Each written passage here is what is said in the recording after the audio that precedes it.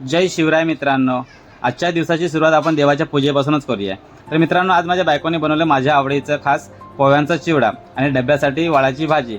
मित्रांनो, तुम्हाला साईडला जेवढे माझे डबे दिसतात ना, ते मला नेहमी घेऊन जाणं गरजेचं असतं। आणि सर्वात महत्त्वाचं म्हणजे माझ्या औषधं ज्या गोळ्या आहेत त्या आणि पाण्याची बॉटल। मी सर्व काही विसरेन, परंतु गोळ्या आणि पाण्याची बॉटल कधी विसरूच शकत नाही। आणि विसरलो ना जरी तरी मला कामावरून सुद्धा रिटर्न यावं लागेल। तर मी माझी बॅग सारखी सारखी चेक करून बघतो, काय आपली एखादी वस्तू राहिलेली तर नाही ना। या गोष्टींची मी नेहमी आठवण करत असतो। आणि माझ्या साईडला आता जे खाली झोपलेत ना, ते घराचे मालक आहेत, बिंदास झोपलेत, काही टेन्शन नाही। मित्रांनो, या सर्वांचा निरोप घेतला आणि मी निघालो कामाला। मित्रांनो, आज मला कामाला जायला थोडासा उशीरच झाला होता आणि माझी 7:19 विरार फास्ट ट्रेन आहे। आता ही जर ट्रेन चुकली ना तर मला पूर्णपणे अर्धा तास कामावर जायला उशीरच होणार होता। परंतु आज माझं नशीब चांगलं होतं, योगायोगाने मला ट्रेन मिळाली आणि मी कामावरती गेलो।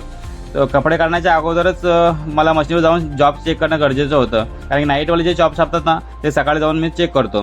तर मला थोडं कलरमध्ये डाऊट वाटलं, म्हणून मी आता जी चावी दाबतोय ना, त्या चावीने आपल्याला इंकची सेटिंग करता येते।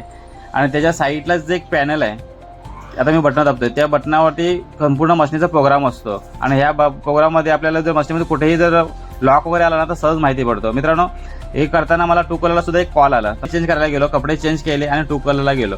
टू कलरवरती खूप काम असतो आणि खूप वेळ सुद्धा जाणार होतं, मला माहितीच होतं। मग मी प्लेटचं सेटिंग केले आणि पुन्हा एकदा मशीनवरती हात मारण्यासाठी वरती चढलो। तर येल्लोची मशीन होती आणि थोडेसे इंकमध्ये हात मारला की काहीतरी रफनेसपणा वगैरे येऊ नये म्हणून।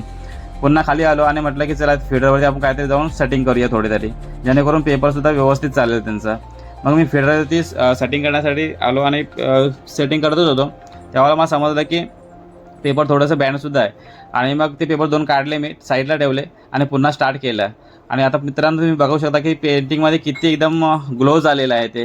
आता मी शीट काढतो एक, त्यावरून तुम्हाला माहिती पडलं की प्रिंटिंग कशी असते आणि कशी होते ती। तर मित्रांनो, आतापर्यंत जो तुम्ही माझा व्हिडिओ पाहिलात ना, तर तुम्हाला आवडला असेल तर प्लीज मला सबस्क्राईब करा, कारण की तुमचा एक सबस्क्राईब माझ्यासाठी एक हेल्प बनणार आहे आणि तुमच्यासाठी ते फ्रीसुद्धा असणार आहे। तर हे होतं माझं काम। सीट ओके केले, ठेवून दिले आणि संपूर्ण दिवसाचं माझं काम संपलं। मित्रांनो, व्हिडिओ आवडला असेल तर लाईक करा, शेअर करा।